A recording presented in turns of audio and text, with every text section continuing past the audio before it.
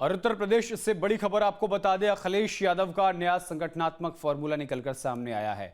SIR की निगरानी को लेकर के समाजवादी पार्टी के पीडीए प्रहरी में समाजवादी पार्टी के अध्यक्ष अखिलेश यादव ने ट्वीट करके बड़ी बात कही। उन्होंने कहा कि वोट रक्षा से लोकतंत्र बचाना है, सबको उसके वोट का अधिकार दिलवाना है, हर वोट का प्रहरी बनकर लोकतंत्र बचाना है और इस काम में पीडीए लगेगा। आपको बता दें कि पीडीए को लेकर के अखिलेश यादव ने एक बार फिर से बड़ा बयान दिया है। उन्होंने एसआईआर की निगरानी करने के लिए पीडीए प्रहरी को तैनात करने की बात कही है। आपको बता दें कि बिहार विधानसभा चुनाव से ठीक पहले बिहार में एसआईआर के मुद्दे को लेकर जोर और शोरों से सियासत देखने को मिली। उसके बीच में ही चुनाव आयोग ने एक बड़ा फैसला लिया और बड़ा फैसला लेते हुए चुनाव आयोग की तरफ से कहा गया कि बिहार के बाद देश के हर राज्य में एसआईआर होगा, यानी कि वोट पुनरीक्षण कार्यक्रम को लेकर के उन्होंने बड़ी बात कही। और अब उत्तर प्रदेश और बंगाल समेत कई राज्यों में एसआईआर की प्रक्रिया शुरू हो जाएगी। अब इस एसआईआर की प्रक्रिया शुरू होते ही अखिलेश यादव ने ट्वीट किया और ट्वीट करके लिखा कि एसआईआर के जरिए लोकतंत्र की हत्या की जा रही है। और इसी को लेकर के समाजवादी पार्टी अध्यक्ष ने कहा कि पीडीए जो है वो वोट प्रहरी बनेंगे। और इसी खबर पर विस्तार से जानकारी के साथ आलोक पांडे संवाददाता हमारे साथ जुड़ रहे हैं। आलोक, बिहार विधानसभा चुनाव से ठीक पहले एसआईआर का मुद्दा जोरों शोरों पर था।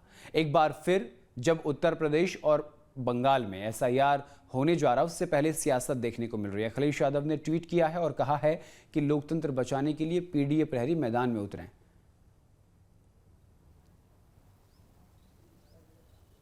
बिल्कुल, देखिए एसआईआर को लेकर के अगर विपक्ष की पार्टियों का रवैया देखें तो शुरुआत से ही हमेशा इसके विरोध में रहा है, चाहे वो बिहार में जब एसआईआर हुआ या फिर कल जब चुनाव आयोग ने देश भर में एसआईआर कराने के साथ साथ उन राज्यों की बात की जहां पे विधानसभा चुनाव या चुनाव जल्द होने की संभावना है।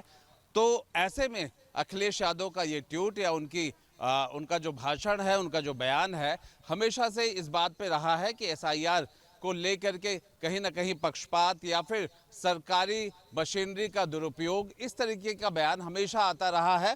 इस बात को लेकर के ईवीएम के मसले पे भी हमने देखा कि समाजवादी पार्टी ने जब ईवीएम से चुनाव होने लगे तो उसके बाद स्ट्रांग रूम के बाहर उनके कार्यकर्ता वहां पर रात भर निगरानी करते रहे हैं।